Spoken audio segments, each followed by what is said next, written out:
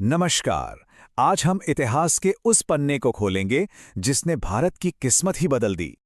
देखिए, 1947 में जब भारत आज़ाद हुआ तो वो ऐसा भारत नहीं था जैसा हम आज देखते हैं। ये कोई एक देश नहीं था, बल्कि आप सोचिए 562 अलग-अलग रियासतें थीं। हर एक का अपना राजा, अपना कानून, अपनी पहचान। तो सवाल ये उठता है कि ये जो बिखरा हुआ नक्शा था, इसे एक देश कैसे बनाया गया? ये कहानी है एक नामुमकिन से लगने वाले काम की, और उस एक इंसान की जिसने इसे मुमकिन कर दिखाया, सरदार वल्लभ भाई पटेल। तो चलिए सबसे पहले ये समझते हैं कि ये चुनौती आखिर कितनी बड़ी थी।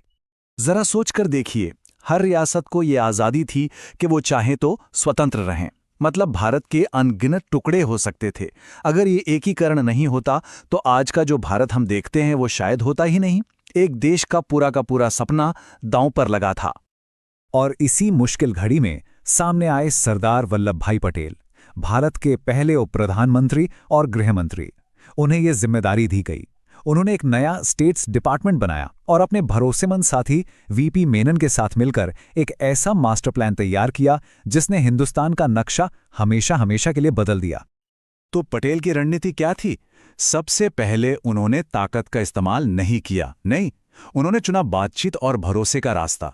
उनकी सोच ये नहीं थी कि राजाओं को दुश्मन बनाओ, बल्कि ये थी कि उन्हें भारत के भविष्य का एक अहम हिस्सा बनाओ। तो ये प्लान काम कैसे करता था? इसके 3 सीधे साधे स्टेप्स थे। पहला, राजाओं से सीधी बात करो। दूसरा, उन्हें इंस्ट्रूमेंट ऑफ एक्सेशन यानी विलय पत्र पे साइन करने के लिए मनाओ।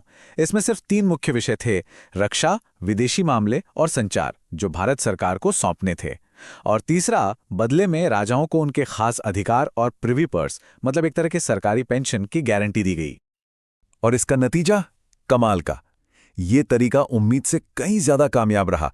एक के बाद एक ज्यादातर रियासतें शांति से भारतीय संघ में शामिल हो गईं, और इसी के साथ रखी गई एक मजबूत एकीकृत भारत की नींव। लेकिन कहानी इतनी सीधी भी नहीं थी। कुछ ऐसे भी थे जो आसानी से मानने वाले नहीं थे, और यहीं पर पटेल की असली परीक्षा शुरू हुई। अब बात करते हैं उस दौर की जब बातचीत फेल हो गई, और देखते हैं कि कैसे पटेल ने वो दृढ़ता दिखाई जिसके लिए उन्हें आयरन मैन ऑफ इंडिया यानी भारत का लौह पुरुष कहा जाता है। 2 मामले सबसे पेचीदा थे, जूनागढ़ और हैदराबाद। अब जूनागढ़ में क्या हुआ? वहां के नवाब ने पाकिस्तान के साथ जाने का फैसला कर लिया, जबकि ज्यादातर लोग भारत के साथ रहना चाहते थे। तो पटेल ने क्या किया? उन्होंने जनता की आवाज सुनी और जनमत संग्रह यानी प्लेबिसाइट करवाया। नतीजा जाहिर है भारत के हक में। दूसरी तरफ था हैदराबाद। वहां के निजाम ने तो खुद को आजाद देश ही घोषित कर दिया। पूरे राज्य में अफरा तफरी मच गई। जब बातचीत के सारे रास्ते बंद हो गए तो पटेल ने एक सख्त कदम उठाया, एक पुलिस एक्शन जिसका नाम था ऑपरेशन पोलो, और इसके जरिए हैदराबाद को भारत का हिस्सा बना लिया गया। लेकिन सरदार पटेल का विजन सिर्फ नक्शा जोड़ने तक नहीं था। वो एक ऐसा मजबूत आधुनिक देश बनाना चाहते थे जिसकी नींव हमेशा टिकी रहे।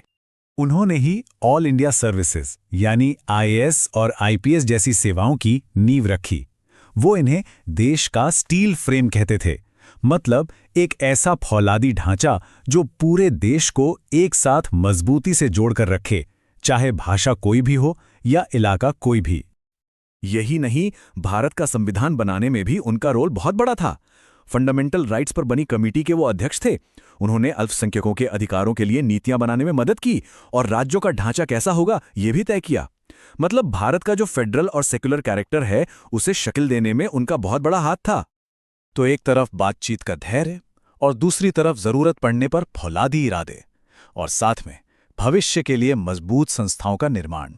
यही वो कॉम्बिनेशन था जिसने सरदार पटेल को आर्किटेक्ट ऑफ इंडियन यूनिटी यानी भारतीय एकता का शिल्पकार बनाया। एक बिखरे हुए नक्शे से एक मजबूत राष्ट्र तक का सफर।